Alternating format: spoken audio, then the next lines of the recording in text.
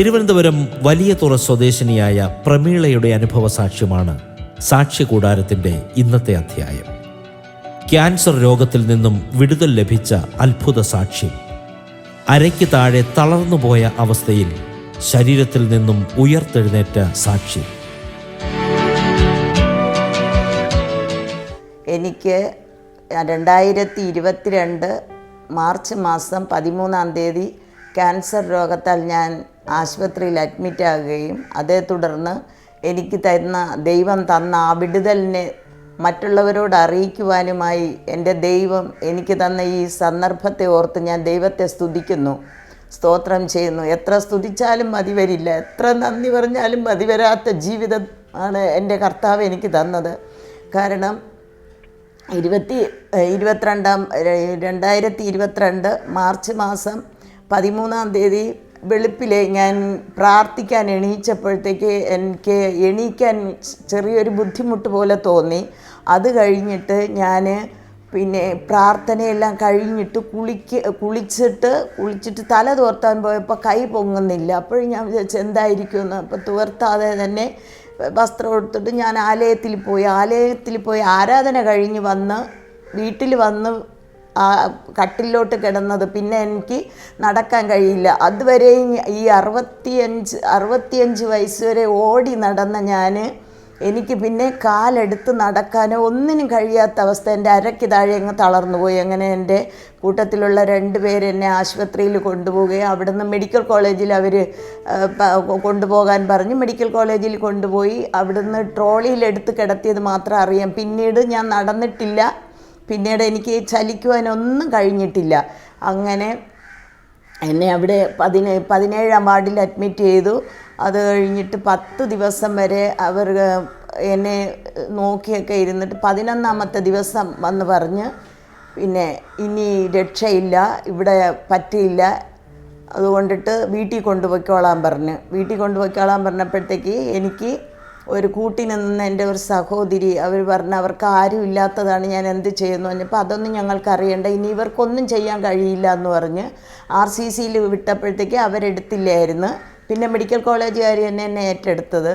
അങ്ങനെ പിന്നെ അപ്പോൾ 11ാം ദിവസമായപ്പോൾ ഒരു ഡോക്ടർ വന്നിട്ട് പറഞ്ഞ് അമ്മയ്ക്ക് എങ്ങനെയുണ്ടെന്ന് ചോദിച്ചപ്പോഴത്തേക്ക് എൻ്റെ സഹോദരി പറഞ്ഞ് പിന്നെ അവർ ഡിസ്ചാർജ് ആകാൻ പോവുകയാണെന്ന് പറഞ്ഞു. അത് ഞങ്ങൾ നോക്കട്ടെ എന്ന് പറഞ്ഞിട്ട് കൊണ്ടുപോയി ഫയലെല്ലാം നോക്കി പിറ്റേന്ന് വെളുപ്പിലെ വന്ന് 6 മണിക്ക് ഇതെല്ലാം കൊടുത്തിട്ട് പറഞ്ഞ് എത്രയും പെട്ടെന്ന് സർജറി വാർഡിലേക്ക് മാറ്റാൻ. അന്ന് എൻ്റെ ദൈവം എനിക്ക് വേണ്ടി ഇറങ്ങി അത്ഭുതം ചെയ്തതാണ്. ആ 11ാമത്തെ ദിവസമാണ് എൻ്റെ കർത്താവ് എനിക്ക് വേണ്ടി അത്ഭുതം ചെയ്യാൻ ഇറങ്ങിയത്.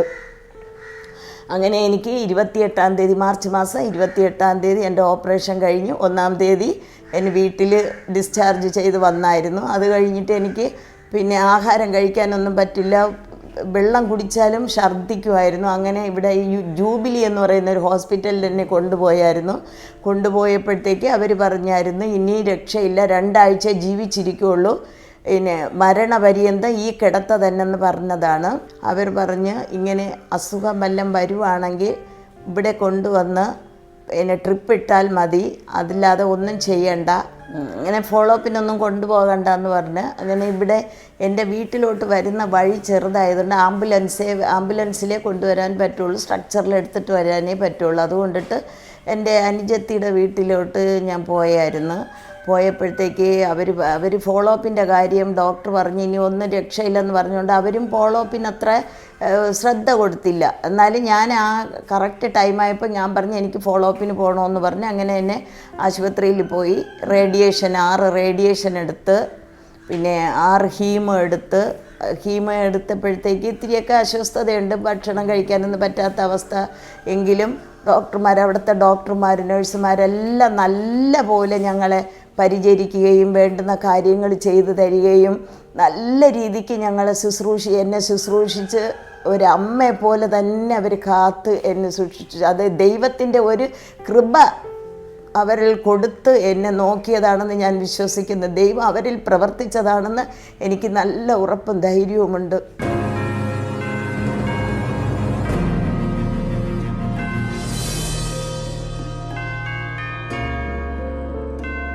കാണാൻ വരുന്നവരെല്ലാം എൻ്റെ കാലൊക്കെ ശോഷിച്ച് ഈ ട്യൂബ് ലൈറ്റിൻ്റെ അത്ര പോലെയുള്ള അവസ്ഥയിലായി കാലെല്ലാം. അപ്പോൾ കാണാൻ വരുന്നവരൊക്കെ പറയുമായിരുന്നു, അയ്യോ എന്താണ് അതാണെന്ന് പറയുമ്പോഴത്തേക്ക് ഞാൻ പറയും, ഇല്ല ഞാൻ നടക്കും, ഞാൻ നടന്ന് ആലയത്തിൽ വരും, ഞാൻ നടന്നു വന്ന് എൻ്റെ യേശുപ്പച്ചൻ്റെ അത്ഭുതങ്ങളെ ഞാൻ വർണ്ണിക്കും, ഞാൻ മരിക്കയില്ല, ഞാൻ ജീവിച്ചിരുന്ന് എൻ്റെ യേശുപ്പച്ചൻ്റെ അത്ഭുതങ്ങളെ വർണ്ണിക്കുമെന്ന് ഞാൻ പറയുമായിരുന്നു.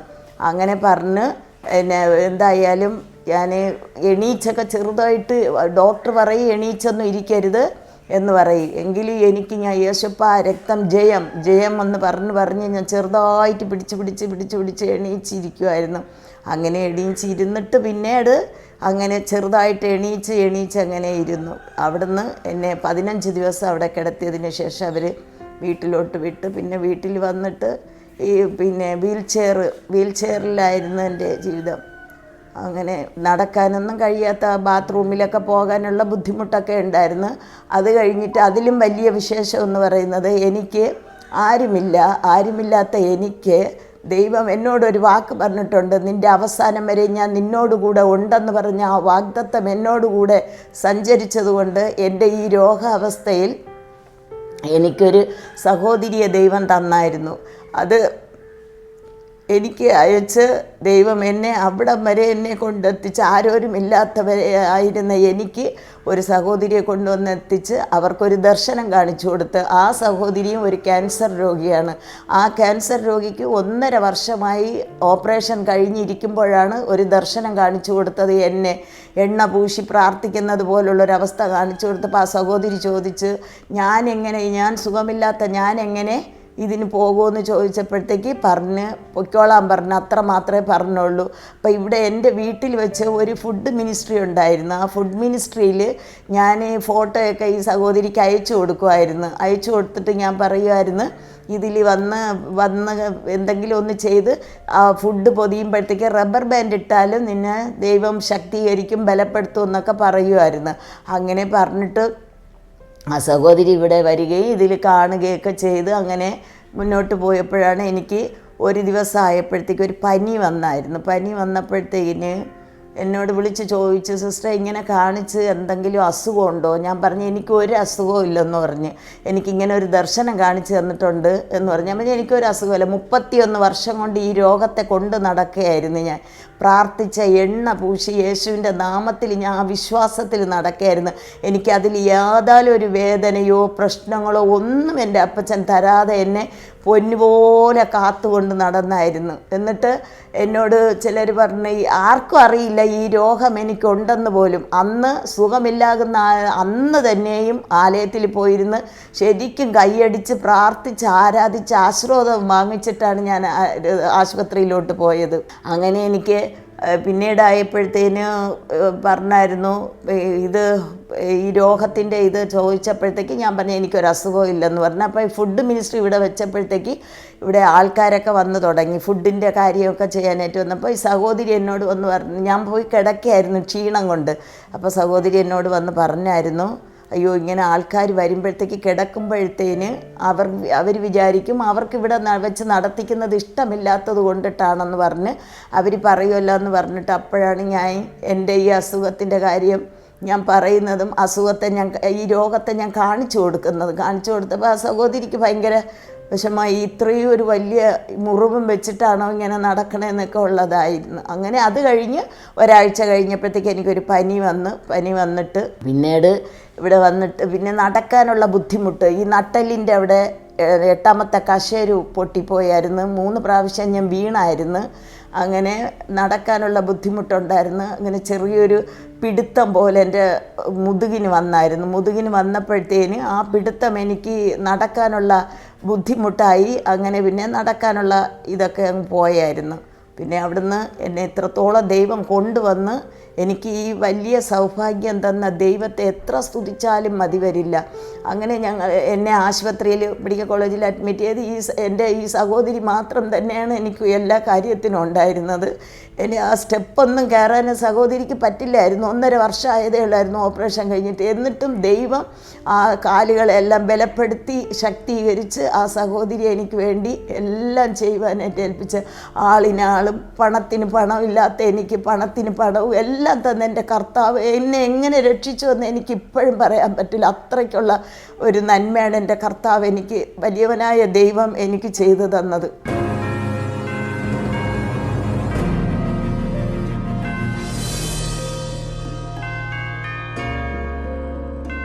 പിന്നെ അവിടുന്ന് ഞാൻ ആശുപത്രിയിൽ നിന്നൊക്കെ വന്നിട്ട് ഇവിടെ എൻ്റെ വീട്ടിൽ വന്ന്, അനിയത്തിയുടെ വീട്ടിലായിരുന്നു. അവിടുന്ന് നവംബർ മാസം ഇവിടെ വന്ന്, ഒക്ടോബർ മാസം 26-ാം തീയതി അവിടെ നിന്ന് വന്നിട്ട് നവംബർ മാസം 26-ാം തീയതി ഞാൻ എൻ്റെ ഭവനത്തിൽ ഞങ്ങളുടെ ചർച്ചിൻ്റെ ഒരു പ്രാർത്ഥന വെച്ച സമയത്ത് പാസ്റ്റർ പറഞ്ഞു സാക്ഷ്യം പറയാൻ പറഞ്ഞായിരുന്നു. ഞാൻ സാക്ഷ്യം പറയാനായിട്ട് എണീക്കാൻ പറ്റില്ല, വീൽ ചെയറിൽ പിടിച്ചുകൊണ്ട് ഞാൻ സകല ശക്തി ഉപയോഗിച്ച് യേശുവിനെ വിളിച്ച് ഞാൻ എണീച്ച് നിന്നിട്ട് ഞാൻ പറഞ്ഞു, എനിക്ക് എൻ്റെ സാക്ഷ്യം എന്ന് പറയുന്നത് എനിക്ക് ആലയത്തിൽ വന്ന് എൻ്റെ യേശുപ്പച്ചനെ ആരാധിക്കണം, അതാണ് എൻ്റെ സാക്ഷ്യമെന്ന് ഞാൻ വലിയവായിട്ട് കരഞ്ഞ് എൻ്റെ അപ്പച്ചനോട് ചോദിച്ച്. അന്ന് ശനിയാഴ്ച ദിവസമായിരുന്നു, നവംബർ 26. നവംബർ 27-ാം തീയതി രാവിലെ സഭാരാധനയ്ക്ക് പോകാൻ എൻ്റെ സ്വർഗത്തിലെ ദൈവം എന്നെ ഇടയാക്കി. അന്ന് മുതൽ ആലയത്തിലൊക്കെ പോകാൻ എനിക്ക് പറ്റുമായിരുന്നു. വീൽ ചെയറിലായിരുന്നു പോകുന്നത്, പോയി വരികയും പിന്നെ അവിടുന്ന് വീൽ ചെയറിൽ കൊണ്ടുപോയിട്ട് പിന്നെ അത് കഴിഞ്ഞ് ഞങ്ങൾക്ക് ഏപ്രിൽ മാസം ഒരു 21 ദിവസത്തെ ഉപവാസ പ്രാർത്ഥനയിൽ ഒരു അനീഷ് പാസ്റ്റർ എന്ന് പറയുന്ന ഒരു പാസ്റ്ററിൻ്റെ പിന്നെ പ്രാർത്ഥന ഉള്ള ദിവസമായിരുന്നു. 2ാമത്തെ സെക്ഷനിൽ ഞാൻ നടക്കുകയായിരുന്നു. രാവിലെ അതിൻ്റെ തലേ ദിവസം ഒരു ഓട്ടോക്കാരനായിട്ട് പ്രശ്നം ഉണ്ടായപ്പോൾ ഞാൻ ഇവിടെ വന്ന് കിടന്ന് കരഞ്ഞായിരുന്നു, കർത്താവേ എനിക്ക് നടക്കാൻ നീ കാല് തന്നിരുന്നെങ്കിൽ എനിക്ക് ഈ പൈസ കൊടുക്കേണ്ടി വരില്ലല്ലോ എന്ന് പറഞ്ഞ് ഞാൻ കരഞ്ഞായിരുന്നു. എന്നിട്ട് രാവിലെ ആ സെക്ഷന് പോയപ്പോഴത്തേക്ക് ഞങ്ങൾ ഓട്ടോ പിടിച്ച് തന്നെ പോയി. തിരിച്ച് രാത്രി നടന്നു വന്ന് അന്ന് മുതൽ ഞാൻ നടക്കാൻ തുടങ്ങി. 3.5 വർഷമാകാൻ പോകുന്നു.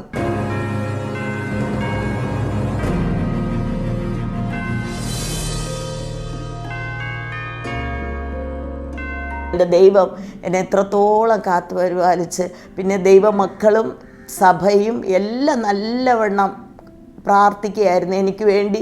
ഒരുപാട് സ്ഥലങ്ങളിൽ ഒത്തിരി പേര് എനിക്ക് വേണ്ടി പ്രാർത്ഥിക്കുമായിരുന്നു. ഒത്തിരി ആൾക്കാർ എനിക്ക് വേണ്ടി പ്രാർത്ഥിക്കുമായിരുന്നു, എന്നെ സഹായിക്കുമായിരുന്നു. ആളിനാളായിട്ടും കാശിന് കാശായിട്ടും എന്നെ ഒത്തിരി സഹായിച്ചുകൊണ്ടിരുന്നു. അതിൽ കൂടുതൽ എൻ്റെ ഈ സഹോദരിയാണ് എന്നെ ഇത്രത്തോളം എന്നെ കൊണ്ടുവന്നത്. എന്നെ ഞാനാക്കിയത് എൻ്റെ സഹോദരിയാണ്. അതെനിക്ക് പറയാതെ ഇരിക്കാൻ പറ്റില്ല. ആ ദൈവം ചെയ്ത നന്മകളെ ഓർത്ത് എത്ര സ്തുതിച്ചാലും മതി വരില്ല. ഈ സാക്ഷ്യം എല്ലാവരോടും പറയണമെന്ന് എനിക്ക് വളരെ ആഗ്രഹമുണ്ട്. അങ്ങനെ എൻ്റെ മനസ്സിലൊരാഗ്രഹം ഉണ്ടായിരുന്നു, എന്നെങ്കിലും ഒരു TV-യിൽ ഈ സാക്ഷ്യം എനിക്ക് പറയണമെന്നുള്ള ഒരാഗ്രഹം എൻ്റെ ഉള്ളിലുണ്ടായിരുന്നു. അതെൻ്റെ കർത്താവ്, ഞാൻ മറന്നുപോയെങ്കിലും എൻ്റെ യേശുപ്പച്ച അത് മറക്കാതെ എന്നെ ഇപ്പോഴേ ഈ ചാനലുകാരെ അയച്ച് എനിക്ക് TV-യിൽ ഒന്ന് അപ്പൻ്റെ സാക്ഷ്യം എല്ലാവരെയും അറിയിക്കുവാൻ വേണ്ടി അത് തന്ന ആ കൃപയെ ഓർക്കുമ്പോൾ എത്ര സ്തുതിച്ചാലും മതി വരില്ല. സന്തോഷം കൊണ്ടാണ് ഉള്ളു നിറഞ്ഞാന്ന് ഈ ആൾക്കാരോട് ഞാനിത് പറയുന്നത്. എന്നെ കേൾക്കുന്നവർ, ദൈവത്തിൽ ആശ്രയിക്കുന്നവരെ ഒരു നാളും ഉപേക്ഷിക്കാത്ത ദൈവമാണ് നമ്മുടെ യേശുപ്പച്ചൻ. ആ യേശുപ്പച്ചൻ അസാധ്യമായതൊന്നുമില്ല. മനുഷ്യരെല്ലാം, നാട്ടുകാരും വീട്ടുകാരും സ്വന്തക്കാരും ബന്ധുമിത്രാദികളും എല്ലാവരും കാത്തിരുന്ന് എൻ്റെ ബോഡി ഇപ്പോൾ വരുമെന്ന്, ചർച്ചുകാരും എല്ലാവരും കാത്തിരുന്ന് ബോഡി ഇപ്പം വരും, ഇപ്പോൾ വരുമെന്ന്.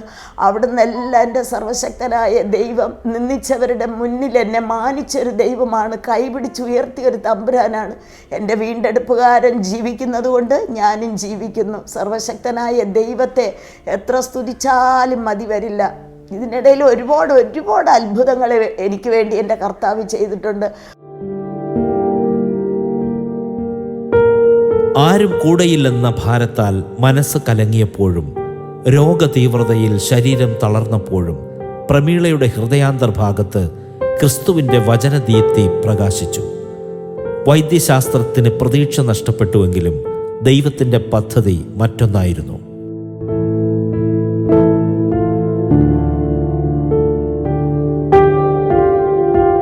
ഒരിക്കൽ 62-ാമത്തെ വയസ്സിൽ ഇവിടെ ഇടിവെട്ടുണ്ടായിരുന്നു.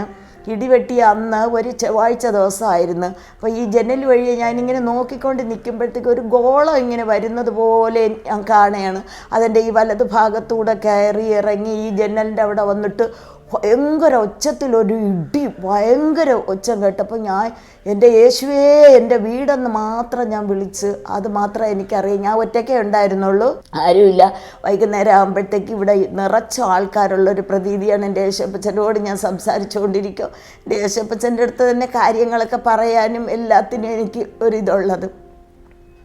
അങ്ങനെ അന്ന് ആയപ്പോഴത്തേക്ക് എന്നോട് പറഞ്ഞ് 3 ചൊവ്വാഴ്ച ശ്രദ്ധിക്കണമെന്ന് പറഞ്ഞ്, അന്നത്തെ ആ ചൊവ്വാഴ്ച ഇവിടെ നിന്ന് നേരെ ആ ഇടിവെട്ട് പോയി എൻ്റെ വീട്ടിൻ്റെ ബാക്കിൽ ഒത്തിരി തീ പിടിച്ചായിരുന്നു.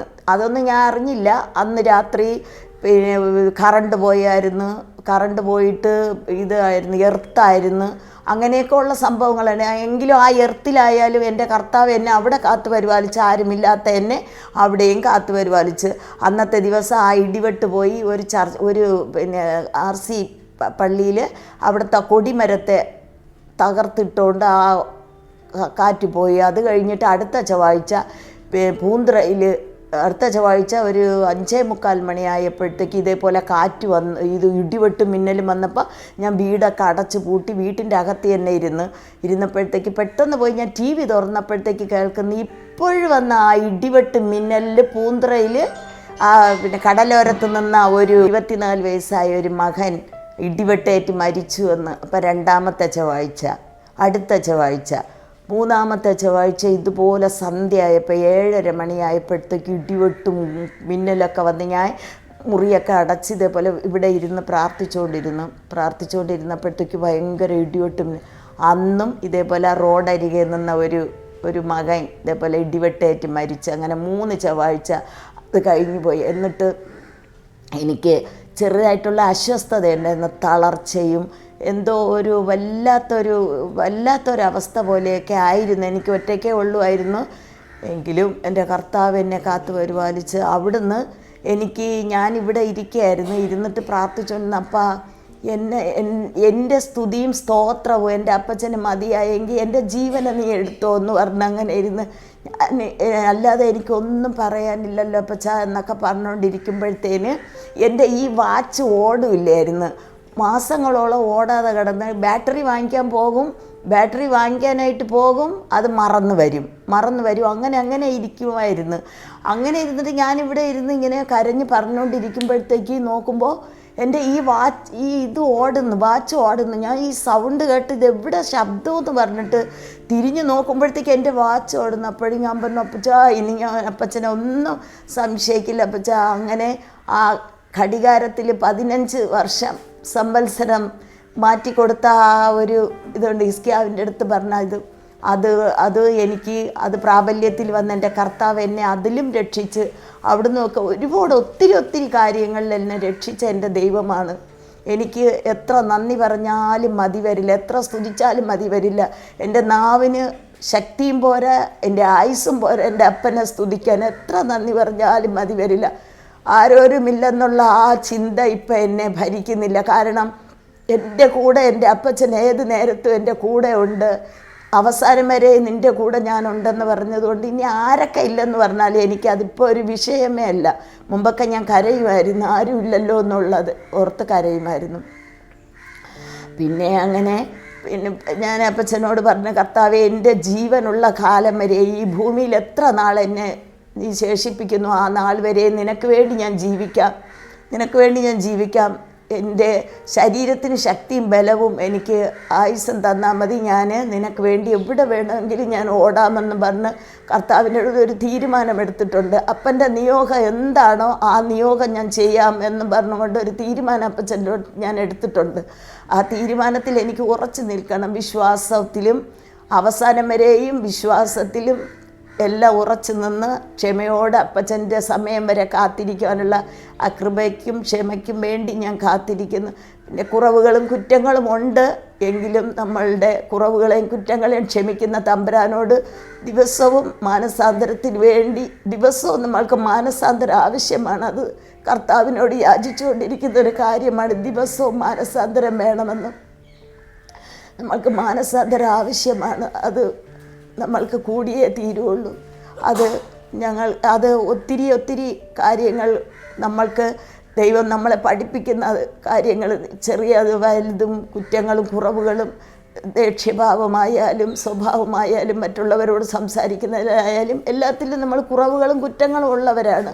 അതെല്ലാം ഇതാക്കി നേർവഴിക്ക് കൊണ്ടുവന്ന് ദൈവസന്നിധിയിൽ ദൈവത്തിൻ്റെ ഹിതമനുസരിച്ച് ജീവിക്കണം, പരിശുദ്ധാത്മാവ് എന്നെ നിയന്ത്രിക്കുന്നത് പോലെ എനിക്ക് ജീവിക്കണം എന്നുള്ള വലിയൊരു ആഗ്രഹത്തോടു കൂടിയാണ് ഞാൻ ഈ ഭൂമിയിലായിരിക്കുന്നത്. എനിക്ക് വേറെ ഒന്നിലും ഞാൻ ആശ്രയിക്കുന്നില്ല. എൻ്റെ അപ്പൻ്റെ ഇഷ്ടം ചെയ്ത് ജീവിക്കണം എന്നുള്ള ഒറ്റ ഒരാഗ്രഹമേ എനിക്കുള്ളൂ. അതിനു വേണ്ടി ഈ കേൾക്കുന്നവരായാലും എൻ്റെ സാക്ഷ്യം കേൾക്കുന്നവരായാലും എനിക്ക് വേണ്ടി പ്രാർത്ഥിക്കണം എന്നൊക്കെ പറയുകയാണ്. എന്നെ കേൾക്കുന്നവർ കർത്താവിൽ ആശ്രയിക്കുക. കർത്താവ് നിങ്ങളെ ഒരു നാൾ ഉപേക്ഷിക്കാത്ത ദൈവമാണ്. കർത്താവിൽ ആശ്രയിക്കുന്നവർക്ക് നിത്യത വരെ കർത്താവ് നമ്മുടെ കൂടെ ഉണ്ടാകും. നിത്യതയിലേക്ക് നമ്മളെ കൊണ്ടുപോകും. കർത്താവിൻ്റെ ഹിതത്തിനൊത്ത് നമ്മൾ ജീവിച്ചാൽ മതി. കർത്താവ് നമ്മളെ നിത്യതയ്ക്ക് കൊണ്ടുപോകും. ഒന്നുമില്ലെന്നും ആരുമില്ലെന്നും ആരും ഭാരപ്പെടേണ്ട, എല്ലാത്തിനും സർവശക്തനായ ദൈവമുണ്ട്. നമ്മൾക്ക് വേണ്ടി മരിക്കുവാൻ ഈ യേശുപ്പച്ചനല്ലാതെ ഈ ലോകത്തിൽ ആരുമില്ല. ആർക്കും അങ്ങനെ കഴിയുകയുമില്ല. നമ്മുടെ പാപങ്ങളെ കർത്താവെ ക്ഷമിക്കുവാൻ അപ്പച്ചന് മാത്രമേ കഴിയുള്ളൂ. ആ മാതാപിതാക്കൾക്കായാലും സഹോദരങ്ങൾക്കായാലും ബന്ധുക്കൾക്കായാലും കൂട്ടുകാർക്കായാലും അതിന് കഴിയില്ല. അപ്പച്ചന് മാത്രമേ കഴിയുള്ളൂ. അപ്പം നമ്മുടെ പാപങ്ങൾക്ക് വേണ്ടി മരിച്ചുയർത്ത കർത്താവാണ്. നമ്മൾക്ക് വേണ്ടി മരിക്കാൻ അപ്പച്ചൻ മാത്രമേ ഇതായിട്ടുള്ളൂ, മുന്നോട്ട് വന്നിട്ടുള്ളൂ. അതുകൊണ്ടിട്ട് ഈ യേശുവിനെ എല്ലാവരും ഹൃദയം കൊണ്ട് ഏറ്റെടുക്കണമെന്ന് എനിക്കൊരപേക്ഷയുണ്ട്. യേശുവിൽ വിശ്വസിച്ചാൽ ദൈവത്തിൻ്റെ മഹത്വം കാണുമെന്ന് പറയുന്ന എൻ്റെ നീതിമാൻ വിശ്വാസത്താൽ ജീവിക്കുമെന്ന് കർത്താവ് വചനത്തിൽ പറയുന്നു. ആ വചനം ഞങ്ങളെ കർത്താവെ നടത്തുന്ന കൃപയ്ക്കായി ഇന്നും ആ വിശ്വാസത്തിലാണ് ജീവിച്ചു കൊണ്ടുപോകുന്നത്. എല്ലാ നല്ല ദാനങ്ങളും തന്ന് ഇത്രത്തോളമാക്കി വെച്ച് ഒന്നുമില്ലായ്മയിലാണ് ഇത്രയൊക്കെ തന്നത്. ഇത്രയൊക്കെ തന്ന് ഒന്നുമില്ലായിരുന്നു.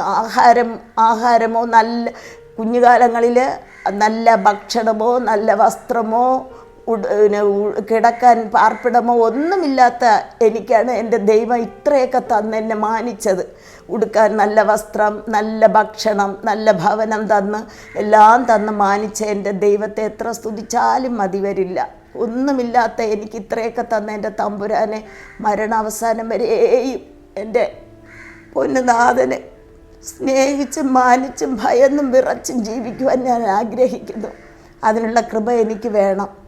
എൻ്റെ കൂടെ നിൽക്കുന്ന ഒത്തിരി പേര് എനിക്ക് വേണ്ടി നല്ല രീതിക്ക് എനിക്ക് വേണ്ടി പ്രാർത്ഥിക്കുന്നവരുണ്ട്. അവർക്ക് വേണ്ടി ഞങ്ങളും പ്രാർത്ഥിക്കുന്നതുണ്ട്. ഞങ്ങളങ്ങനെ അവർക്ക് വേണ്ടി പ്രാർത്ഥിക്കുമ്പോഴും ഞങ്ങളുടെ കാര്യങ്ങൾക്ക് ഒരു വിടുതലുണ്ട്, അവർക്കും അത് വിടുതൽ. ഓരോ സ്ഥലങ്ങളിലും ഓരോ രോഗികളെ ഞങ്ങൾ കാണാൻ പോവുകയും രോഗികൾക്ക് വേണ്ടി പോയി പ്രാർത്ഥിക്കുകയും ഒക്കെ ചെയ്യുമ്പോൾ അവർക്കൊക്കെ വിടുതൽ കിട്ടുന്നുണ്ട്. അത് ഞങ്ങളോട് അവർ പറയും, ഇപ്പോഴും വന്ന് നല്ല സുഖമുണ്ട് അങ്ങനെയാണ് എന്നൊക്കെ പറയുമ്പോഴത്തേക്കും നമുക്കത് കേൾക്കുമ്പോൾ ഞങ്ങൾക്കും ഒരു സന്തോഷമുണ്ട്. അയ്യോ അപ്പച്ചന് വേണ്ടി നമ്മൾ പോയത് നല്ലതായല്ലോ, അവർക്കതൊരു ഗുണമായല്ലോ എന്നൊക്കെ വിചാരിക്കുമ്പോഴത്തേനും എത്ര സ്തുതിച്ചാലും മതി വരില്ല. പിന്നെ ഇവിടെ ഏത് സമയത്തും കർത്താവിനെ നല്ല രീതിക്ക് ആരാധിച്ച് മുന്നോട്ട് പോകാനാണ് ആഗ്രഹിക്കുന്നത്. നമ്മുടെ കർത്താവായ യേശു പറഞ്ഞിട്ടുണ്ടല്ലോ, അധ്വാനിക്കുന്നവരും ഭാരം ചുമക്കുന്നവരും എൻ്റെ അടുക്കൽ വരുവിൻ, ഞാൻ നിങ്ങളെ ആശ്വസിപ്പിക്കാമെന്ന് പറഞ്ഞ കർത്താവിൻ്റെ അടുക്കൽ ഓടി അണഞ്ഞാൽ അതിനാശ്വാസം നമ്മൾക്കുണ്ട്, അതിനുള്ള പ്രതിഫലവുമുണ്ട്. പിന്നെ ഹൃദയം നുറുങ്ങിയവർക്ക് യഹോവ സമീപസ്ഥനാണ്. നമ്മുടെ മുറിവുകളെ വെച്ച് കെട്ടുവാനും നമ്മുടെ പാപങ്ങളെല്ലാം ക്ഷമിക്കുവാനും കഴിവുള്ള ഒരു തമ്പുരാൻ്റെ അടുക്കലാണ് നമ്മൾ വന്നിരിക്കുന്നത്. അത് എത്ര സ്തുതിച്ചാലും എത്ര പറഞ്ഞാലും മതി വരില്ല. അതുകൊണ്ട് എല്ലാവരും ആ ദൈവത്തിൽ ആശ്രയിക്കണം. നമ്മൾക്ക് വേണ്ടി ഭാരം വഹിക്കുന്ന ഒരു ദൈവം ഈ ലോകത്തുണ്ട്, സത്യദൈവം. യേശു അല്ലാതെ ഒരു ദൈവവുമില്ല. പാവികൾ സ്വർഗരാജ്യത്ത് കടക്കില്ലെന്ന് പറയുന്നത് പോലെ കർത്താവെ എല്ലാവരെയും അവിടുന്ന് വീണ്ടെടുത്ത് അപ്പൻ്റെ കൃപയിലേക്ക് കൊണ്ടുവരണമെന്ന് കർത്താവിനോട് അപേക്ഷിച്ചുകൊണ്ട് എല്ലാവരെയും കേൾക്കുന്ന എല്ലാവരെയും എൻ്റെ സാക്ഷ്യം കേൾക്കുന്നവർ ആരുടെയെങ്കിലും ഹൃദയത്തിൽ കർത്താവെ അതിനുള്ള ആ ആഗ്രഹം കൊടുത്ത് കർത്താവിനെ അറിയുവാനുള്ള വലിയൊരു ദാഹം അവരുടെ ഉള്ളിൽ കൊടുക്കട്ടെ എന്ന് പ്രാർത്ഥിച്ചുകൊണ്ട് എൻ്റെ സാക്ഷ്യത്തിൽ നിന്ന് വിരമിക്കുന്നു.